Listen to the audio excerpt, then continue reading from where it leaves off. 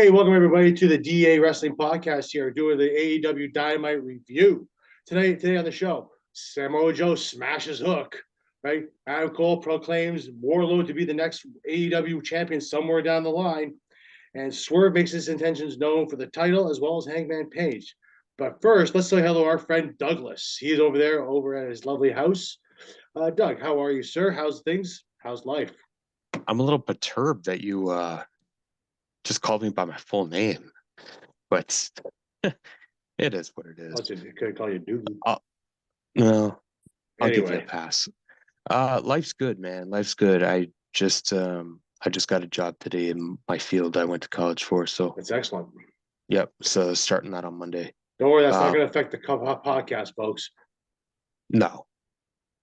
The only way that would affect it is if I was working nights. I don't work nights. Absolutely. Guys, if you guys are enjoying this podcast, make sure you like, share, subscribe, everything, guys. This is a great meet for all of us. It helps us out an awful lot, allows us to bring us more content to you. But let's get to this AEW Dynamite. We're going to start off actually with the main event here because this was a bit more interesting, I guess I found, than the rest of the Dynamite was. Samoa Joe versus Hook. We'll start that off with that one really quickly here. Hook came down very confident, had his back to Joe the entire time. Joe came down the ring in dominant looking fashion as regular.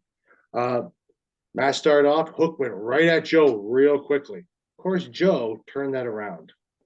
And Joe basically at that point there started dismantling Hook in a lot of ways. Hook got a fair amount of offense in.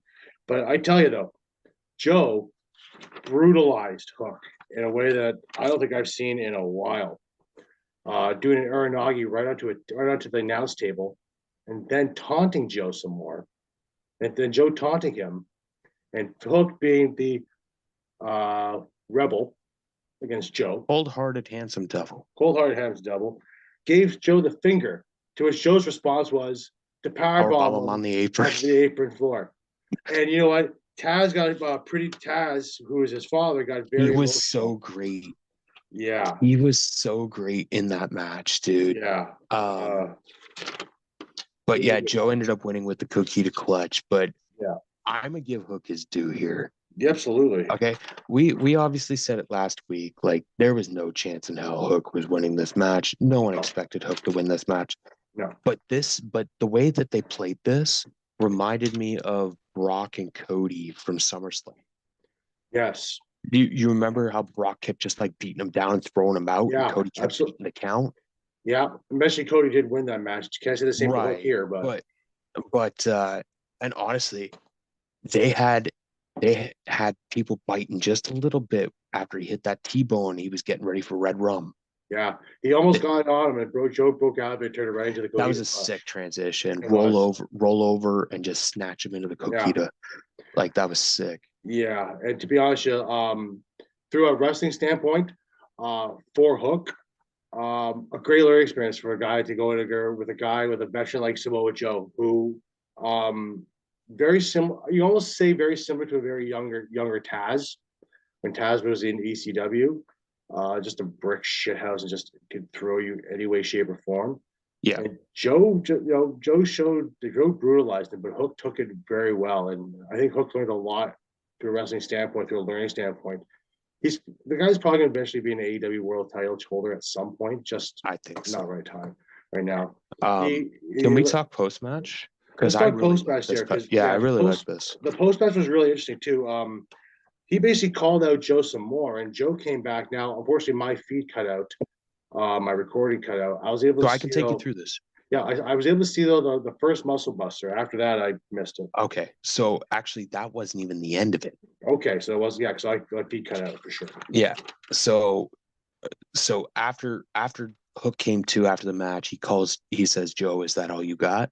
Yeah, and Joe came in, gave him a muscle buster, but guess what? Hook got up again, and he's like, what you got? And then as Joe was about to get him again, here comes Hangman for the save. Mm-hmm. And Hangman's staring him down, but then the camera pans to Swerve and Nana in the crowd. And then him and Hangman, like, Joe scurries the ring, and they do this really great shot of it was they go to Hangman, they go to Swerve, and then they go to Joe. And he's like, actually like concerned. Like there's a concern on his face, like, holy shit, MJF had to put up with all this. And that seed of doubt that's planted right there is so good. AEW Revolution, my guess is right now, 3 away for the title. That's my guess right now. I don't, because they're going to do another big show in the next, like, we're still 6 weeks away from Revolution. They'll do another big Dynamite special where it'll be Swerve and Hangman and the winner gets Joe at Revolution. Okay. That's what I think it's going. I mean, but they still may do that, and they still may do they still may they may do that thing match even on the Dynamite, and then just do the whole triple. I mean, we'll see what happens. I might just call it triple threat, but we'll see what happens. Sure. Anyway, holy shit, dude! Did you just see your phone? No, I did not. Dude, breaking news coming out of New Japan. Oh, what's that? What's going on? Breaking news right now. So they just announced that Kazuchika Okada is leaving effective January 31st. That's a big blow to New Japan Pro Wrestling. I believe in the statement that I had to get it translated. But I think they mentioned that Okada's going to fulfill his dates on the 11th, 23rd, and 24th of February. Yep. But effective January 31st, he's no longer a member of New Japan Pro Wrestling. That's kind of surprising. So that leaves one of two things. Well, we did a video on this, a podcast recently on this a while back, about, I want to say 10 or 12 podcasts back a while back. We mentioned the possibility of Okada leaving and going to possibly Double E. That might be a thing now. And you know what? Go back and check that one out, everybody. I don't think WWE is a bad option. I really don't. Like, you know he's gonna have baggers in fucking AEW. Of course. But you know what? I can see him going to AEW. I can see him going to AEW for sure. The wild card to me is with WWE. Because I would love Okada in WWE. WWE would be interesting. Like, if you set Okada up, if you bring Okada in, now unfortunately his contract ends on the 31st. Unfortunately, the Rumble, he ain't making the Rumble. No, he's not. Right? Unless there's some kind of handshake deal that nobody's talking about has gone on, but I doubt Okada's not in the Rumble, dude. No, I know he's not. I'm just saying, if that's possible, I highly doubt it, but it's possible. That would be the surprise of all surprises, wouldn't it? Yeah, it would be. I mean, I doubt it, but especially if they could keep that keep it quiet, or the fucking theme song from New Japan. Yeah. But Okada in WWE would be interesting. Okada versus Reigns, Gunther. Oh my God. Brock. You can get me all wet talking about this. Brock. Okada and Brock. Dude. You know Okada was like 2 years too late for that? You know, he just missed that window. Brock versus Okada would be interesting. Did you know that in Japan, Shinsuke Nakamura beat Brock Lesnar for the IWGP World Title, right? Mm-hmm. Yeah, a long time ago. Yeah. Back when Brock was a young buck. No pun intended. Well, that was like his post-WWE thing. After he finished football, he went to New Japan. Yeah. Was NWGP World Champion, just as AJ Styles was. I think twice. Yeah. So it'd be interesting to see where Okada goes. Definitely he's gonna be up. He's gonna be up there as a top free agent now. If it's money he wants, WWE will probably give him whatever he wants. If it's money, if he's going there for money, then it's WWE. If he's going there to try something different, it's AEW. If you had to guess over the last 10 years, the biggest star that was not in WWE. That's probably Okada. It's I would say hands down, it's Kazuchika Okada. Yeah. Um, Now I don't know. Now, folks here, like put down in the comments below what you guys really think on this one, because quite frankly, here's what we kind of think on this. At least what I think on it. I think Okada going to WWE is very much in the realm of possibility due to the fact that the senile prick is gone. dude, So just it's a debut good. him in Australia. Yeah, it's not, that's a quick flight. Debut him in Australia. Yeah, it's a quick flight. Literally Dude. across the water. Oh, dude. I'm But, getting excited. all right, but let's see where Okada goes. The smart right now, chances are he will go to AEW because he'll keep that relationship with and New Japan. But the wild card is, I don't think he's going to TNA. I don't, unless. But if he does go to TNA, the Kazuchika Okada goes to TNA now. That's going to help put them on the map for Not sure. like competing territory, but No, but it would help them for sure gain in ratings, and also people will tune in for Okuchikata. We've seen this guy live in Toronto, folks, and it's everybody knows who he is. If you're a wrestling fan, you know who he is. I will tell, yeah, but I will say this: go back and watch his entrance at Wrestle Kingdom this year. There is no better thing in wrestling than the aura surrounding Kazuchika Okada entering the Tokyo Dome for Wrestle Kingdom, which is, that's New Japan's WrestleMania. Yep. Right. And, it's, I can't even really put it into words, the aura of fucking Okada. And I think honestly, I think WWE is like the best fit, especially for that type of character too. Yeah, it'll be interesting to see what happens. Stay tuned on this channel for more updates on that, guys. You want to start the show? TNA Championship match was the first real match of the show. It was Christian Cage versus Dustin Rhodes. Good opening match. Good to see two veterans going at it. Not much here. Nick Wayne basically got a destroyer for his troubles for interfering in the match on the floor. He's became Dustin Rhodes is like in his mid-50s doing a Canadian destroyer. Yeah, and Nick Wayne's being treated like a crash dummy. He came from the Darby Allin school of jumping off and shit. Yeah. He's I don't know about that kid, but we'll see what happens. The match was over. Cage won. Nothing really else to say there. I think nobody saw Dustin Rhodes winning that. Went to Swerve though after that. Swerve basically said that he is going to be watching the match, which we already touched on, the Samoa Joe match. And he basically just said he's coming for the title, no matter what. Doesn't really matter who it is, right? And he's going to take on. Said it in our top 10. I think he'll be AEW champion this year.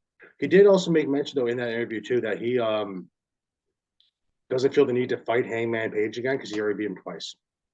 Yep. So I kind of agree with Swerve on that one too. But Swerve and Hangman might have that Randy Orton, John Cena vibe going on back and forth somewhere down the line all the time. Depends on how long Swerve stays in AEW for.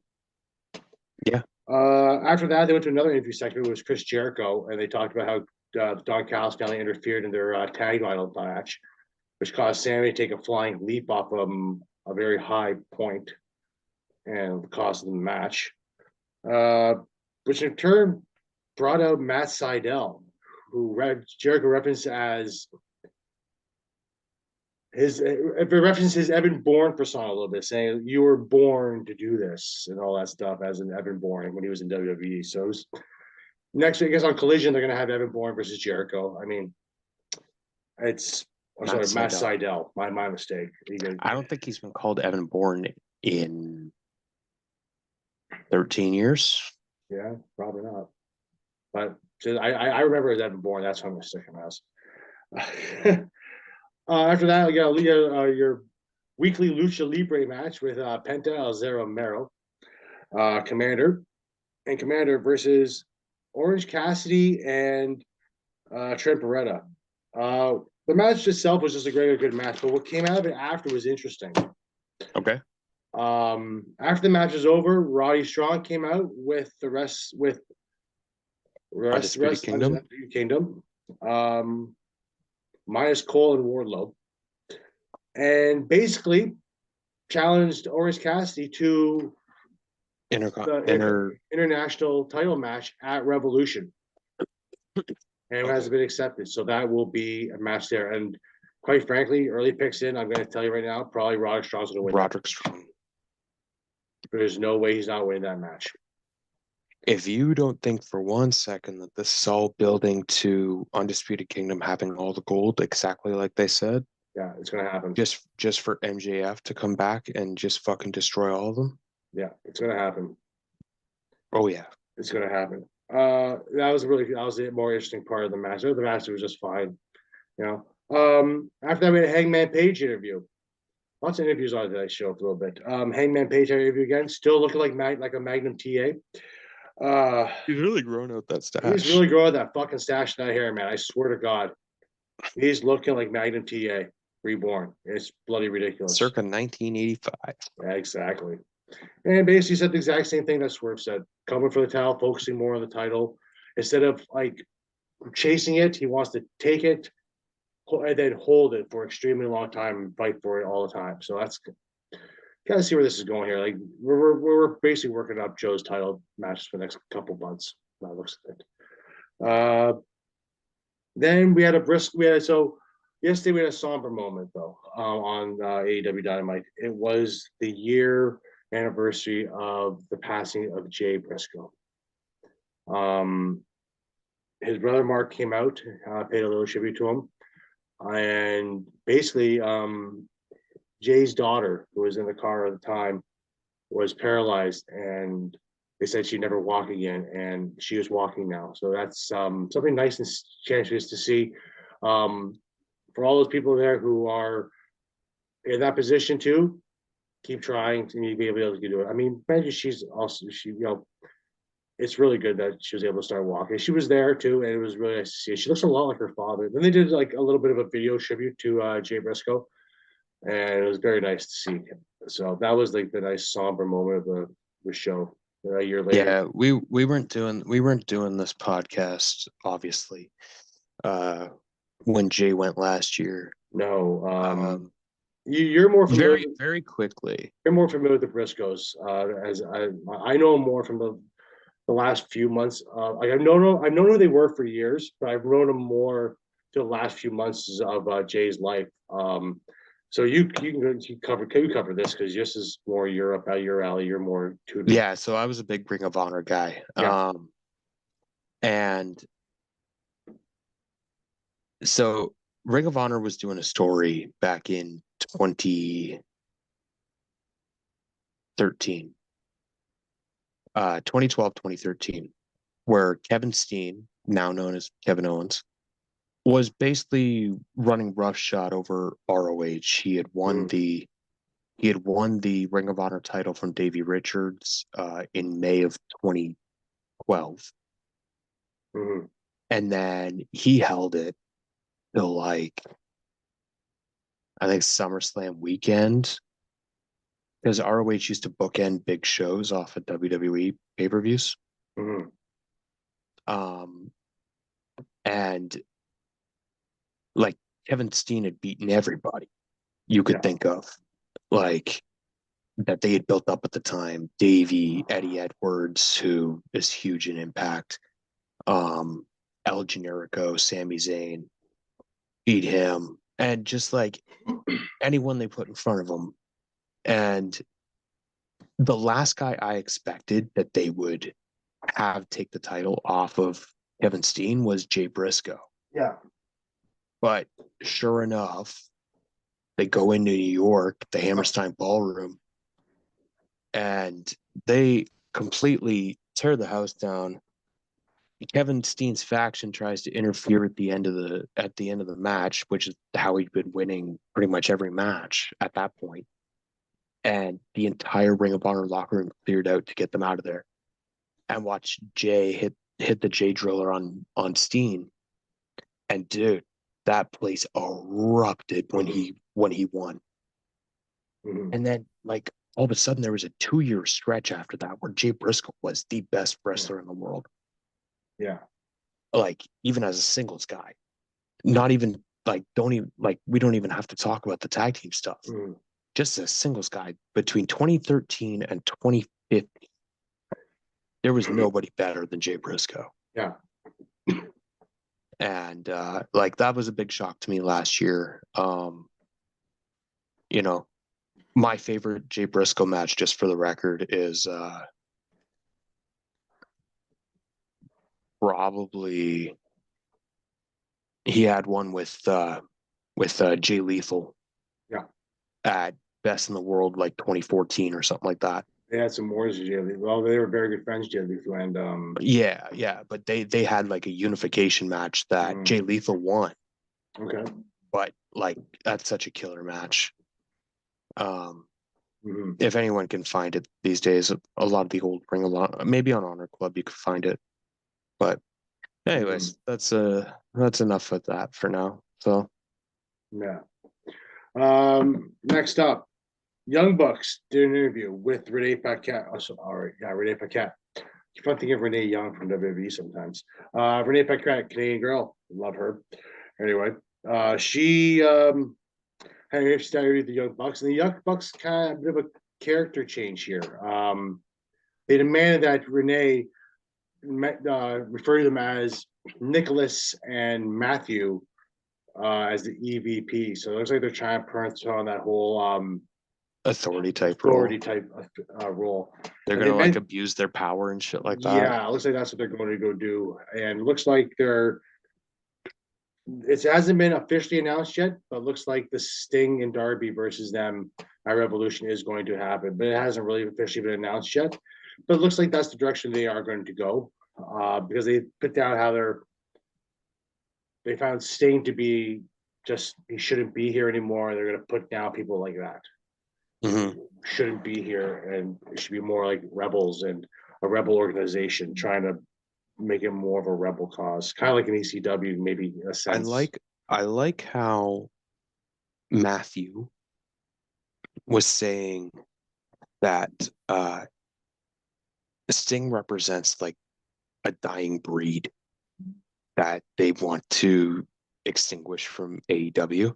Yeah.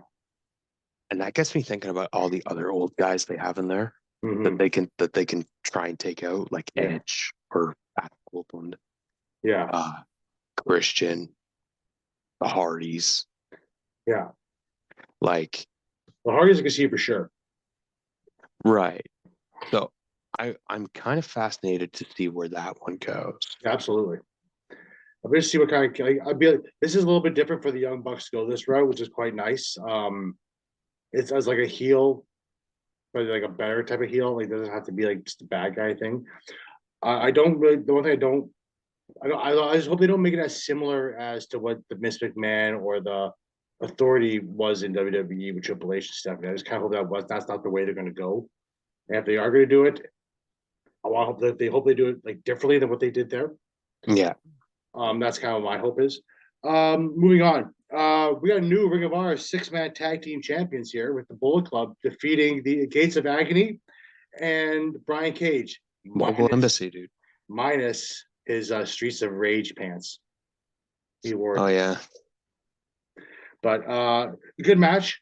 Bang Bang Gang. Yeah, the Bang Bang Scissor Gang. Anthony Bowens came out and helped him out, taking the title away from Prince Nana because he was going to hit Jay White with it. And Jay, it's a good back and forth match. Jay ended up like coming out of nowhere and putting Khan down with the Blade Runner like really quickly too. Yeah. Like it wasn't even like a quick set. It was like a bam, done. But that's honestly though, like that's how he beat Okada one of those times. And to be honest, that's how that Blade Runner should be done with. It should be one of those moves you can almost hit from anywhere. That's why that Blade Runner. Yeah. It's basically a flatliner. Yep. That's exactly what it is. You know? Well, except for the turning motion, but yeah, it's essentially a flatliner. Which I thought I thought when Mortis did it, or the late Chris Canyon, he did it. Oh yeah. When he was Mortis, he did it a lot more. Holy shit. That was a good. I forgot about that because I was trying to think the first time I saw that move, and I kept thinking about Frankie Kazarian. Yeah. But no, you're right. Yeah. Canyon did that too. Chris Canyon, yeah, and Mortis mid '90s when he was Mortis. And I'll be honest, like the Mortis character, I really liked in WCW. I really felt they could have done more with it, and I just feel they dropped the Yeah, ball. I felt it was a really good character. I liked it. Um, it was almost like a play on Mortal Kombat, but wasn't.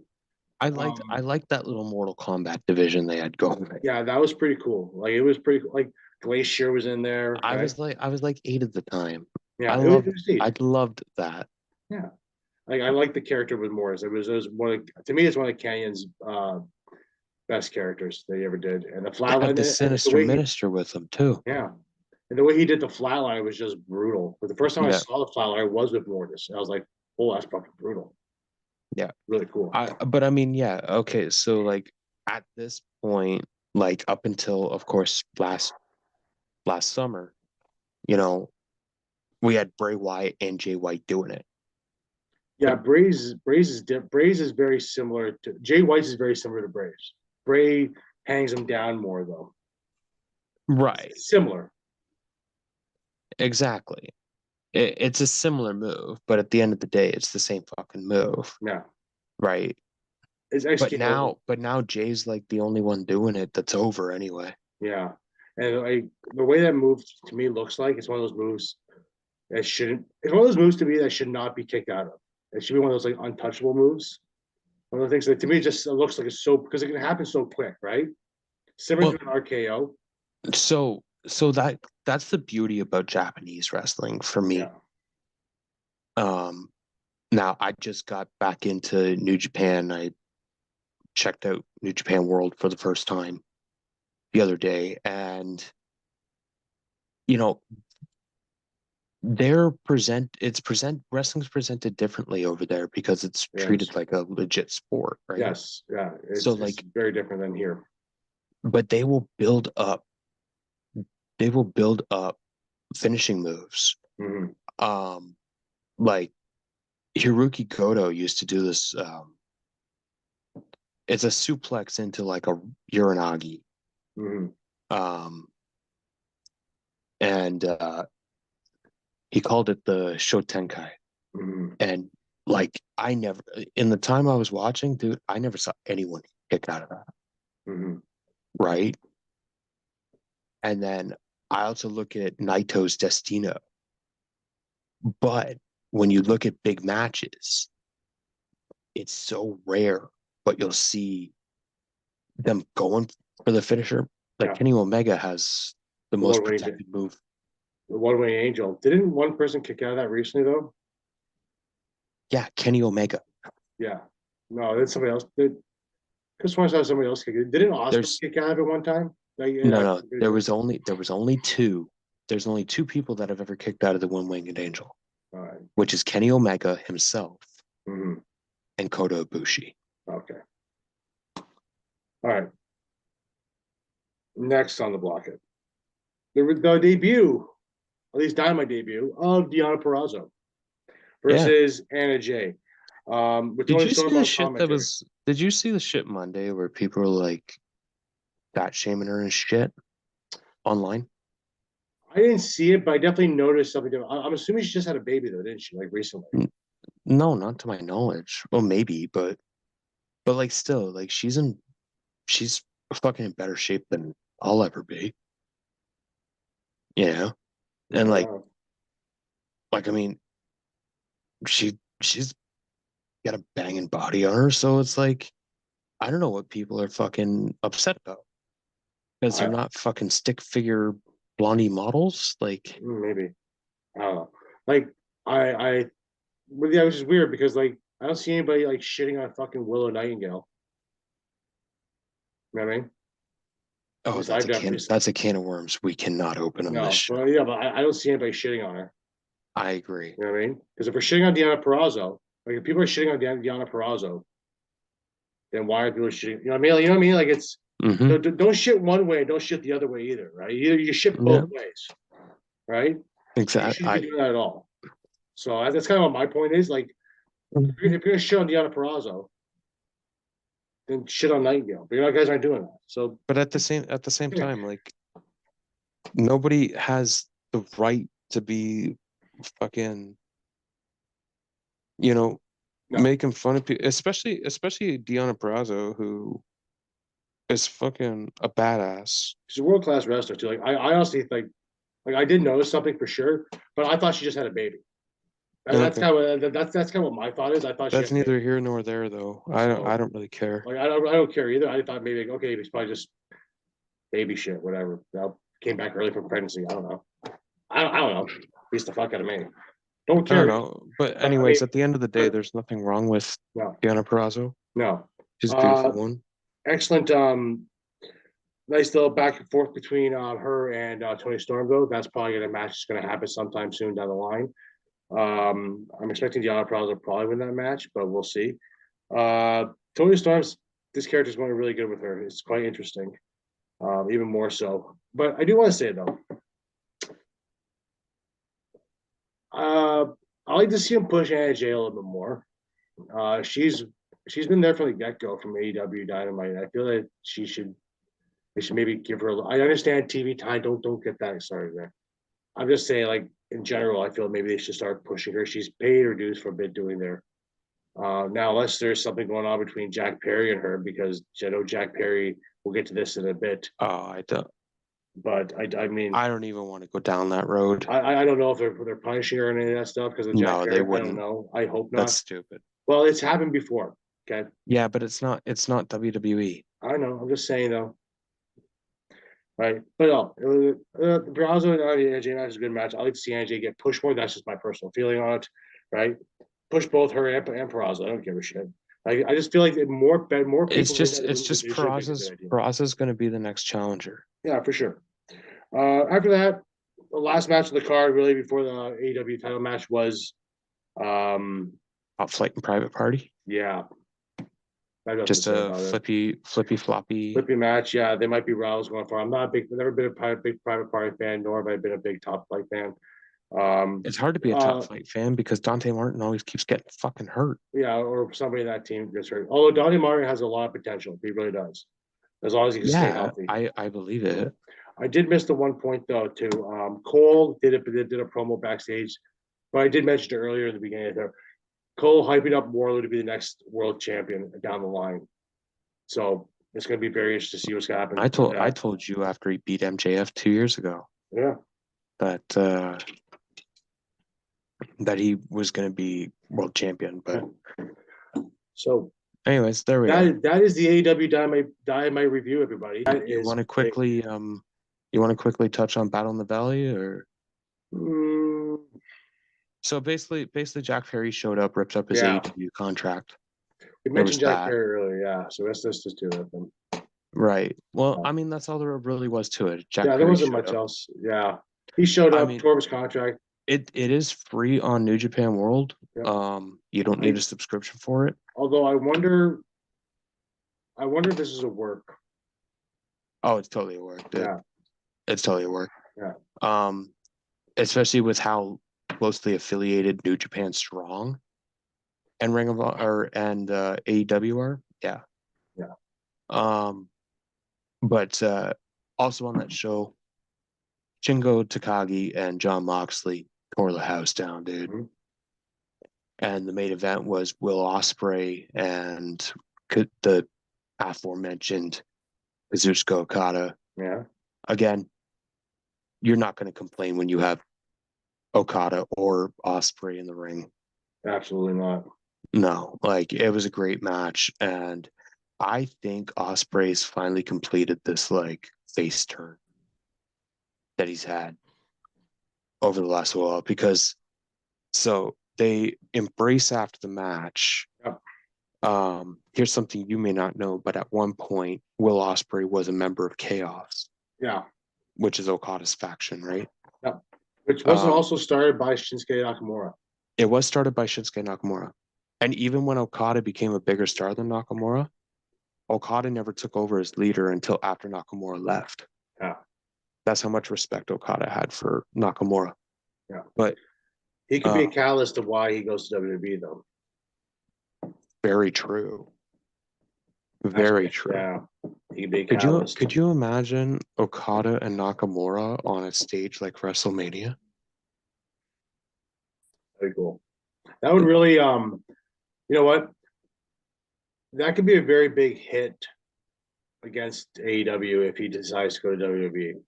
I mean, I don't want to talk like trolls and competition and all that stuff there between two organizations, but I mean, the reality is if Okada chooses WWE over AEW, which he already knows, that's going to be a massive blow to AEW because I think AEW are probably thinking he's going to come right to AEW. That's true, but I think you'd be crazy not to at least hear WWE out. Yeah, And I think. Yeah, I think WWE will have. I think they'll have the most money on the table. 100% they will. 100% they will. They're looking at probably a big 6-figure salary. Probably, I don't know. I don't want to say Reigns money, or Brock money, but somewhere up there money. Probably Styles money at least. Yeah, because Styles is clearing six or 7 figures for sure at this point. Oh, Styles is 7-figure, dude. Yeah, so you got to figure he's like probably he's making a couple mil a year. Yeah, he's making like for limited dates too. So I know, Yeah. like I'm actually still surprised a little bit. Styles did resign another contract because he did say he wasn't going to do that again, but he probably has limited dates. And he probably has limited. He probably doesn't have to do house shows and all that stuff anymore. He's probably just like there for SmackDown and pay-per-views now. Probably, but I mean, good for him. anyways, yeah, and then Will Ospreay in the post match, what I love about New Japan is these post event press conferences. Yeah. You know, for all the ones that WWE and AEW do, New Japan has been doing it a long time. They also theirs tend to be a lot more exciting because that's where they sometimes set up feuds or rivalries that way. Well, I mean, at Wrestle Kingdom a couple weeks ago, Yeah. that's how they set up Nick Nemeth and David Finlay. Yeah. As Nick Nemeth jumped them in the post event press conference. Yeah, for sure. But Ospreay did this 4-minute, like really heartfelt speech addressed to Okada, talking about how grateful he is and, you know, he's sorry he fucked up, you know, years ago when he turned on them and stuff like that. But like, I think Will Ospreay, like, by the time he actually comes into AEW, he'll be ready for Revolution. Yep, he'll be there soon. I mean, new beginning, I believe, is like the 24th. Yeah. Of February, and 2 weeks later is my father's birthday. Yeah. March 3rd is Revolution, so day before my birthday. Yep, my son's birthday. That's a big week. Yeah. Lots of birthdays, lots of things going on that week. But by the time he's ready, dude, he's coming in as babyface. And you can't keep Will Ospreay heel for long because of how good he is in the ring. Yeah, that's the thing. You're gonna see Will Ospreay probably just stay face, at least for the foreseeable future in AEW, and eventually he'll turn heel again. This is the right moment to do it. Give me Ospreay Omega 3 at Wembley. That's probably that might be the go man. Well, you know what? Let's not say anything yet. We need to make sure Kenny is okay first. Kenny's still fighting diverticulitis. Yes. So we can't make any that's true. Right now, we got to take Kenny out of the equation for anything right now. That being said, Doug, take us out. All right. Thanks for listening, guys. We are approaching, or maybe as of recording this video, have approached 450 total downloads. We thank each and every one of you for that. You can, we'll be back Saturday afternoon with our SmackDown review. Got a contract signing coming up with the WWE Undisputed Universal title match. Contract signing. I believe Alba Fire and Neil Dawn are going after the women's tag team titles. I hope they win. We'll find out. But anyways, until then, you can find the show everywhere except Apple. And they don't like us. Follow the show, DA Sports Podcast on Instagram, DA Sports Pod on X. Find us on YouTube, DA Wrestling Podcast. He is A Person 1982 on Instagram. Andrew at DA Sports on TikTok. Go watch the weird shit he puts up. Lots of comedic stuff. And I'm D Lines 1991 on X. We'll catch you down the road. Expelliarmus.